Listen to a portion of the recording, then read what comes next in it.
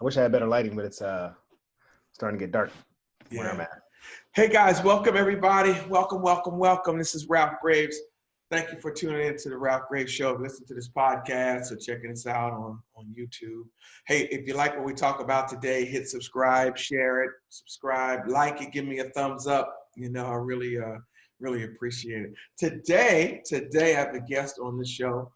A friend of mine, well, everybody's a friend of mine. I call on the show that I call him on, but none other than Jonathan Dearden of Stack Kitchens. What's up, man? What's up? Hey, everybody out there. Hey guys, listen, this guy right here, he's my chef. That's what he is. He's a chef. Yep. Yep. He's an A1 top notch. He's not a cook, guys. He's a chef. And he started a business called Stack Kitchens, which feeds me every day. Feeds me every day. Let's talk about Stack Kitchens. Well, first of all, let's talk about Jonathan here. John, where are you from, man? Tell the millions of listeners and followers. Well, so I'm originally from Northern Virginia. Okay. I was, born and raised in Sterling, Virginia, and kind of moved back and forth between Sterling and Fairfax County. Okay. So, and then moved down to Florida my senior year of high school, and actually in Florida is where I went to culinary school. So, wow. I went to the Art Institute of Fort Lauderdale. Okay. Did my bachelor's degree there. And worked with some, top chefs, James Beard award-winning chefs, and had a really good track record of wow. learning throughout my career. And I ended up in the Caribbean as well, which was, Get out. Oh man, Where were you in the Caribbean, man? It's St. Lucia. And I'll tell you what, man, if I have to tell you what a dream job is, to be able to look at like a beautiful Caribbean sea every day was like magic, man. So, and that was actually my first executive chef position was when I was 22 years old. And, you were 22 in St. Lucia.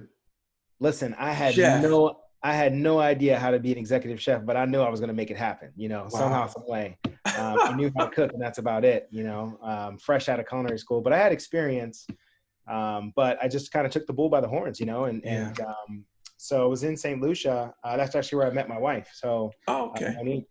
So she was actually working at the same hotel.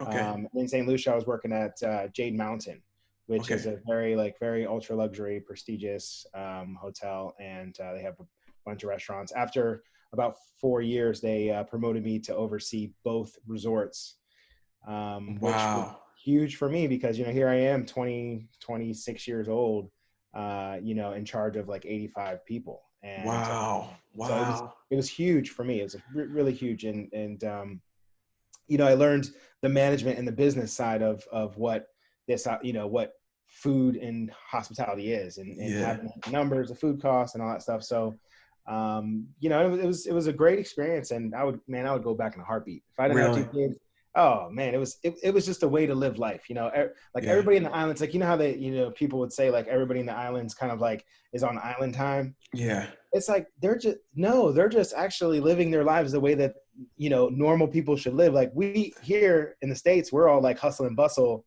every day, that's because it's like the grind, and like, if you're not grinding, then you're not doing it right. But down there, everything's like, you actually enjoy, life, going to the beach, the simple things, having a nice meal, enjoying the scenery. You give up the entertainment value of, being able to go to the movie. Like there are movie theaters down there, but like, the entertainment value of like seeing concerts, going to movies and things like that. Sure. Man, that's awesome, man. That's something else, man. So let's talk about food, man. Yeah, sure. Something we all love. Yeah. We all love food, man. Like, actually, one of the things that, since we've been texting back and forth and you're counting macros now, I wanted to talk to you about this because I think this is a couple things, I was basically my entire career, I never counted or did any of that stuff until about, 3.5 years ago. Okay. And, cause as a chef, I'm eating all day. I'm not eating bad stuff, but I wasn't, it wasn't until I hit like 26, 27 where it started making an impact. Yeah. You know, when I was Yeah. younger, I could pretty much eat whatever I wanted, and Sure. my weight never fluctuated. Sure. But so when you know, kind of like a little bit of my CrossFit story or my gym story is you know, I started CrossFit in 2015. Okay. So I was getting stronger and I was getting bulkier, Yeah. but I wasn't able to keep up with the cardio. So like, for example, you know, CrossFit is like high intensity. So Sure. Yeah. once the intensity went up, my strength went out the window. Like I wasn't able to maintain. So finally, All that is food, man. That's all food. 100%. People would Yeah. say it to me all the time. They're like, "Oh, nutrition's 90% of it, and Yeah, it the gym is. is 10% of it." And I'm It like, is. "Yeah, nah, man, that's not how you get strong, you know." And Yeah. finally, you know, my coach was like, "Hey, how's your nutrition? Do you track your macros? Do you watch what you eat? You know, are you on a plan of anything? Or, you know, are you, you know, how many fats are you having per day? How much protein you're having per day?" I'm like, "Man, I don't Yeah. know. Breakfast, lunch, and dinner. Like, I always said, like, I'm a professional eater, so that's not a problem with, Right. you Yeah. know." Yeah. But then you know, I basically went on a diet that was, you know, a science-based diet. I Okay. started counting my macros. Okay. You know, I lost like 30 pounds. Okay. And so it's just helped me, even like a day like today, where you're asking me how many grams of protein is in the chicken breast. Like I've already got that locked in because, Yeah. Yeah. you know, I know, you know, what, like, so basically it's on an average, but I know how much protein I need to have. I know how many Right. carbs I need to have. I know how much Right. fat I need to have every day, Right. based on what I want to achieve. So like Of when course. I don't mind about bulking up a little bit more, I introduce a little bit more carbs, you know, if Right. I, you know, and if I want to lean out a little bit more, I up the protein, lower the carbs, you know, Yeah. and Yeah. make sure all the fats that I'm eating are healthy fats, you know, because Right. that's another thing is like, Sure. you could have a tablespoon of 2 to 3 tablespoons of olive oil. That's 250 calories. Or you could have a half avocado, 250 calories, but 15 grams of fat. Or you could eat a half avocado, which is 100 calories and also 15 grams of fat. So Right. the Yeah. impact is less, although Yeah. it's, you know, the impact of the caloric impact is less, you know, and that's what I Yeah. learned about, you know, tracking kind of macros and things like that. So It's a good thing to do, man. And so now I have a chef that helps me track my macros, um, which is a phenomenal thing, man. And you know, so this I know to be a chef, you almost have to have a relationship with it, right? for sure. Like Absolutely. I watch the cooking shows. I'm not gonna lie, I don't watch them as much as one of my daughters does, but I watch the cooking shows, and I see that there's a relationship between the chef and the food. Absolutely. Absolutely. And you know, one of the biggest things I would say is like, you know, if you don't have that relationship, it's going to come through in the food. So Yeah. you remember what we were talking about the other day, like don't cook angry food. Right, So right. like one of the things that I've always been very adamant about is like, I'll go to my staff and I'll be like, how you feeling today? You know, how things going? You know, Right. tell me what's going on. If I feel somebody's like in a little bit of a bad mood Yeah. or anything, because Right. you know, then you're not gonna, I call it like, you ever have a buttermilk biscuit and it's like super salty, or like something like a piece Yeah. of, you know, a Yeah. piece of food that's just really, I call Right. that's an angry biscuit, you know, It's that's an angry biscuit. somebody didn't taste it. But you know, and going back to the TV shows, I've actually I've been on Chopped. Have you? Yeah, I I've didn't been know on. that. What episode? Where can we find you? So, gosh, I think it was season. I can't remember now, but I have to let you know. I think it was like season. I want to say season 10, and it was a vegetable forward episode. I'm gonna look for that episode. I'll have to send it. I'll have to send it to you. You'll link it in the bio. You know, the link Okay. Yes. see Yes. what's up. Yeah. But also was on Beat Bobby Flay, so that's still in production. We filmed that late last year, so Before COVID struck, so that we'll see that. yeah. So yeah, it was. But we filmed like season 29, and they were airing season like 23 or 24. Okay. So Okay. what Bobby Flay did is he filmed like 6 seasons all within like 6 weeks. So Okay. he was knocking them out, and Okay. so I was one of the last seasons. They So came. They came to Philadelphia, or did you have to go somewhere? no, they were filming in New York. Or in New York. So Okay. yeah, so the intro to the show, they came to Philly to film Okay. me at my restaurant, but then I went to New York and spent the day basically. Hey man, tell the people about your journey. Somebody's listening, and tell them what happened and what led you to do the personal meals that you do for a few of us now, for your clients now. Yeah. So here it is, right? It's like middle of March. Yeah. Yeah. And everything just happened so quickly, and we, this is, the restaurant I was working at, super busy restaurant, a lot of walk-ins down. It's right there in Old City, right across from the Liberty Bell. So huge traffic area. Okay. Can we we give went them a from, shout out or no? We don't think. Yeah, that's fine. Yeah, Red Owl Tavern, There you go. Kimpton Hotels and Restaurant, absolutely. Yeah. And so we were right there in Old City, right across, Independence Hall. We went from doing 200 covers on a Saturday. The following week, we did 22 covers, and it went from 22 covers to telling all of my staff, like, "Hey, I'm taking you off the schedule because we're going to be no business." So that must have been tough, man. It was tough, and especially not being able to say bye to anybody, or just like tell anybody that what was going on, because really nobody knew. I mean, we all didn't know. So so finally, once we cleaned up the kitchen, and it was a big kitchen too. Red Owl Tavern has a big kitchen, man, huge. So clean up the kitchen, and I'm sitting at home for, the first week was really tough for me to digest everything. Being a chef, I'm working 12 hours a day, easy, sitting 5-6 days a week.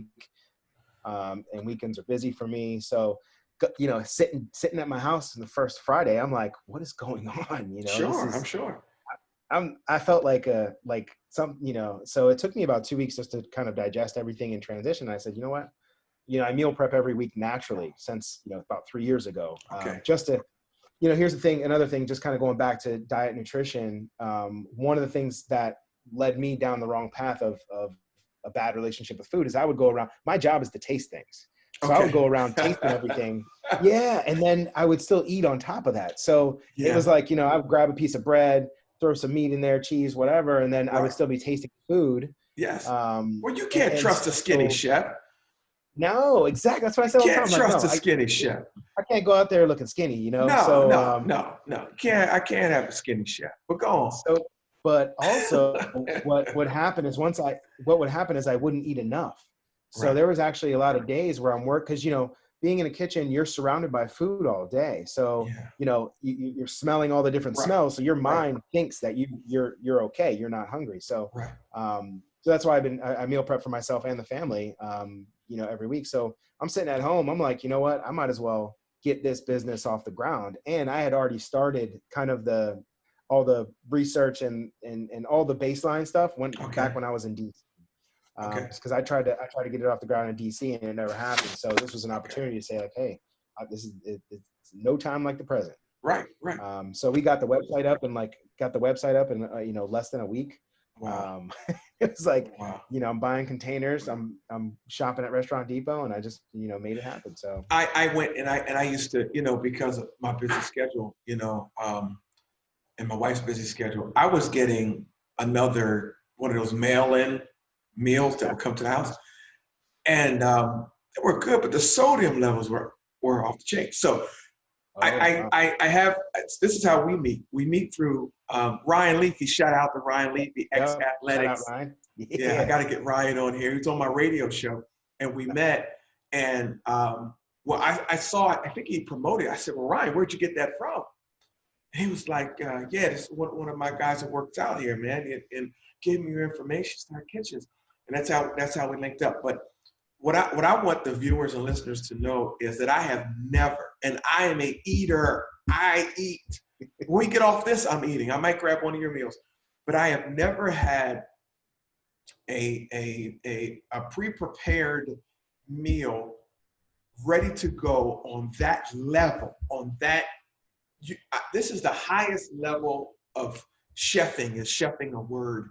But the cuts of fish and beef and pork and chicken and the recipes, you're killing it, man. You're killing it. Me and my wife asked me what's on the menu sometimes. I'm like, honey, I don't know. She's like, yeah, right. They're all good.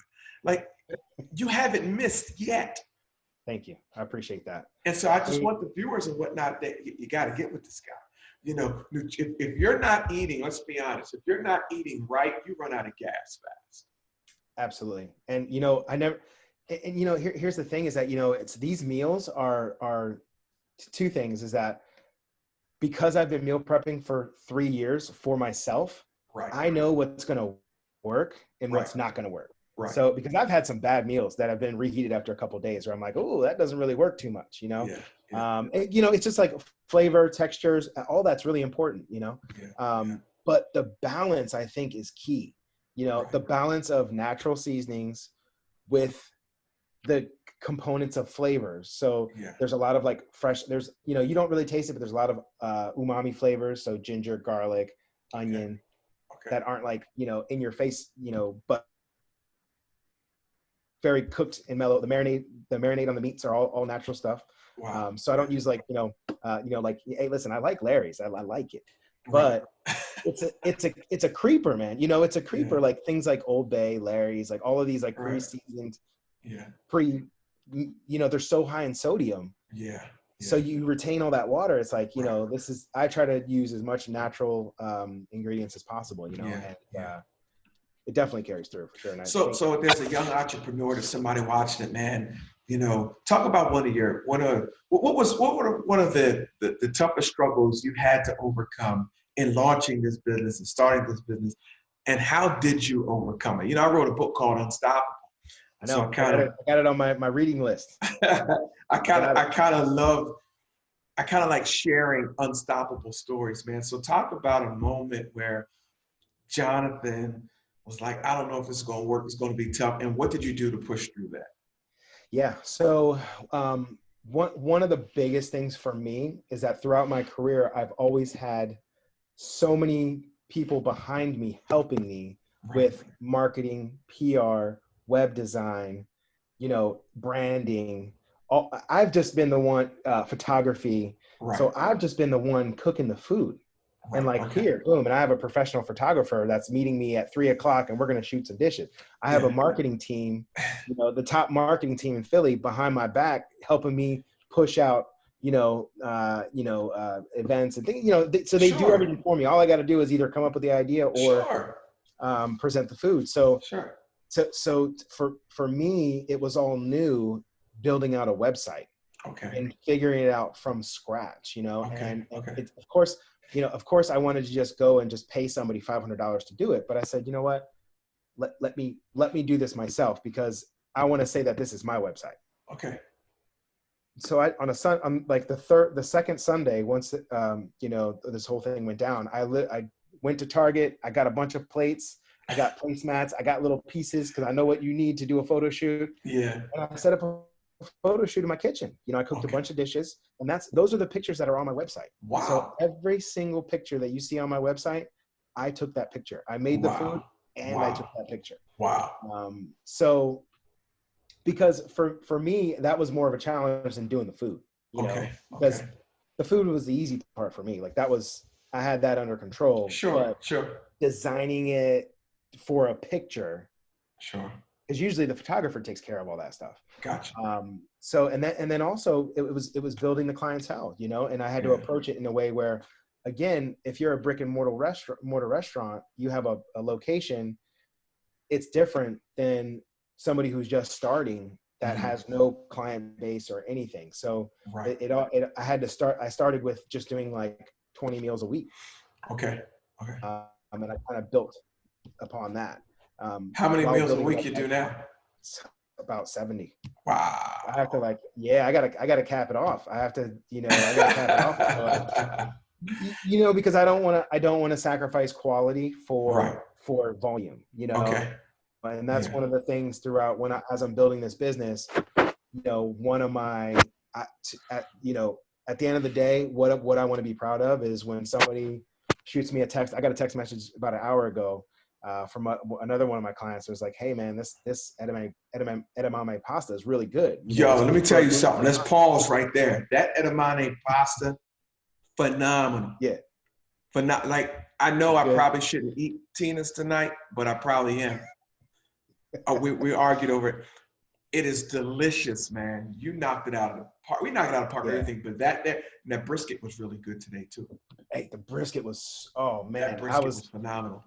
I tell you what, I was, because it's really hard with brisket because it's so high in fat. So Yeah. to portion it and cool it down to reheat it, you really got to get the slice, because like when you're eating with a fork, you can't, it's not like barbecue where they shred it, Right. or it's like Right. really, really, really soft. It's like this has to look nice in the dish, and then you're reheating it. So because I've had bad brisket, but that brisket today, brother, thank that you. was phenomenal, man. Yeah, so it was good, and people are like, he makes brisket. Yeah, he does.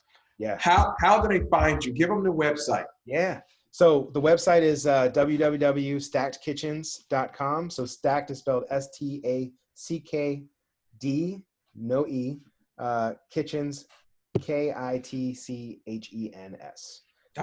Also, at Instagram is at Stacked Kitchens, and also Facebook is at Stacked Kitchens. Now I know a lot of chefs, they do, like for a personal anniversary, they'll come out to somebody's house and cook. Do you do that kind of stuff too? Sure. I mean, absolutely, and I just never thought about it, but I have done, especially when I was in the Caribbean, I did a lot of private dinners, like tasting menus and everything like that. Yeah. But with the whole pandemic thing, I didn't even think about that, but I'm definitely interested in helping somebody out, because think about it. That's going to be the wave of the future when you think about it. It's going to be, brother, listen, I don't know if you're ever going to get back in the kitchen. No, well, I have another project that I'm working on. You want to hear about it? Yeah, of course I want to hear about it. Come on, sure. Right. So another business that was birthed in this pandemic, remember, 90% of the chefs are sitting at home just like me. Right. So listen, I'm not going to feel sorry for myself. I'm going to feel sorry for the people that are struggling, but listen, I'm going to grind. So what I decided to do is, really analyze the situation and do my research. Okay. What am I good at? Food. Where's the business going?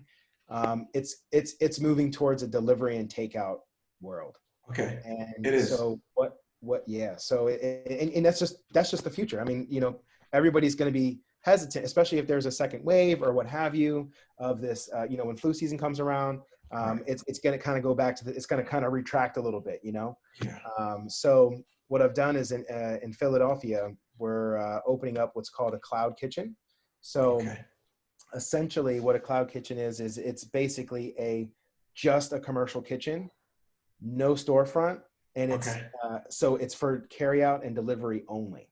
Wow. So and it's all through third-party apps. So basically we're looking at August, we're looking at next month to open up. Now, so let me ask you this: when you open up, can you give us a tour? Can I come through with my GoPro and you give us a tour? Yeah, absolutely. I'm serious, man. Yeah. Because people need to know. Because what you just said is very important. This is the kind of programming I like bringing. Like you didn't allow this to set you back. Right. I mean, you're either going to do one, two things. You're going to die, or you're going to put in the work. Right. You're going to sink or you're going to swim, man. And there are other people who have the same opportunities you have, but you decide to go in and do it. And I think they need to see it. You're going to be helping somebody. So I would love if once you got it rocking and rolling, you allow us to come through, man. And that's right. Yeah. I mean, and so with here, this is like an open opportunity because I'll be running three different restaurant concepts out of the same kitchen. It's a super small kitchen, but there's basically, think of like the way the ghost kitchen is set up. It's like it's a ghost or a cloud kitchen. The way it's set up is there's multiple restaurants within the same area. Gotcha. And it's like, think of a warehouse that houses about 30 to 40, 200 square foot kitchen. I've seen that before. Yeah. So it's going to be great, and there's going to be other people in there doing the same thing that I'm doing, Really? Yeah. So, and even restaurants too, like restaurants that are existing, that just can't afford, the all the overhead and everything like that. Right. This is a great opportunity where you're just renting kitchen space. So now, are you the only one cooking? Is your wife cooking with you? She's a chef as well. Is she a chef? No, she's she can cook, but she's she can cook because in the Caribbean you got to know how to cook. So but she helps me with the labels. She'll help me portion the meals out. So when I'm plating everything up, she'll help me out, and she'll also be helping me with on the customer service side too. In the future when we start growing a little bit. Man, and you will start growing. You're gonna start growing a lot, man. I'm just so proud of you. I'm proud that you've turned you've made lemonade out of lemons. You took the lemons that we've been dealt, the sour lemons, and you've made lemonade from it, man. And you've been a blessing to me, blessing to my family. I talk about you all the time, and I even go on Facebook Live sometime, and I'm eating. I'm talking like, yeah, I got this I call you Stack Nutrition. I should be calling you Stack Kitchens. You never know, man. That might be the next, to grow into it, because it truly is. Once I have the in the future, we're going to be putting the macros on the labels. That'll be great. That'll help me. You'll know, and I really, really want to get to the point where you can actually sync it to an app where you scan the barcode and it syncs right to your phone. So all you got to do is scan the barcode. You can log it in. Boom, done. The sky's the limit. Anything that you want to do, you can do. Absolutely. And I believe in you, man. I really do, man. I'm going to be rocking with you. I'm very loyal, so I'll be rocking with you for a long time. Yeah. You do a great job, man. And I just thank you coming on this program, man, and kind of inspiring us, man. Just kind of really telling us what you're all about. Hey, tell them one more time where they can find you. It's Stacked Kitchens. Yep, stackedkitchens.com, and Instagram is at Stacked Kitchens, and also Facebook is Stacked Kitchens. So Stacked is spelled with no E, so it's basically an apostrophe D. What's on the menu this week, man? I'm working on some stuff. So what are you working on? This week, I think I'm going to I want to do a little bit more crazy vegetables. So I've been experimenting with, because for me, what keeps it interesting, as much as I love broccoli and peppers and spinach and all these, vegetables, I want to start introducing some like baby bok choy, some, Napa cabbage, and so these like kind of the macronutrients are so important. The cabbage we had this week was really good. I don't know where you got it from. Yeah. That was basically like braised cabbage with a little bit of vegetable stock. So I made a vegetable stock with like ginger, garlic. There's a little bit of bacon in there. It's really that dish to me was just really easy to eat too. So if you're on the go, like sometimes I'll eat my meals in the car, with a fork and my leg on the steering wheel. There's no eating in my car. I know. There's no eating in my car, bro. See, I'm the same way with my kids. And I drive my wife's car is a nice car, but I drive a 2000 Civic. Right. As my commuter car, and I still let my kids eat in that car. No, you can't eat right. But I know what you meant. It was really easy to prepare. Really easy. It was really easy. Yeah. So I'm excited, man. I can't wait to see what's on the menu, man. You do a great job. You keep us guessing. Let me say this. I don't like fish, but the fish you prepare, I love. I eat my wife's fish. Oh, really? Yeah. That's good. All right. And I'm not a big fish eater, but I'm like, but Jonathan, I'm going to eat it. Yeah, I'm telling you, on a nutrition scale, it's super important to get those omega-3 fats and those, whatever. I'm not like a nutritionist, but I know that you got to eat different lean proteins, You have to. Well, man, you do a great job, man. I could talk to you all night, but I know you got things to do, man. Thanks for coming on the program, man. I really appreciate you, man. And just keep on doing what you're doing, man. I mean, you got it. Thank you, man. You got it, man. You got it. Hey, guys, listen, check out Jonathan Dearden, Stacked Kitchens. He will be Stacked Nutrition, but we'll call it Stacked Kitchens for now. And really find out what he's doing and see if you can get in there and taste what he is doing. You won't regret it. You won't regret it. Hey, brother, thanks for talking to me tonight, man. And you and I talk again real soon, all right? Yeah, appreciate it. All right, man. Yeah. Later.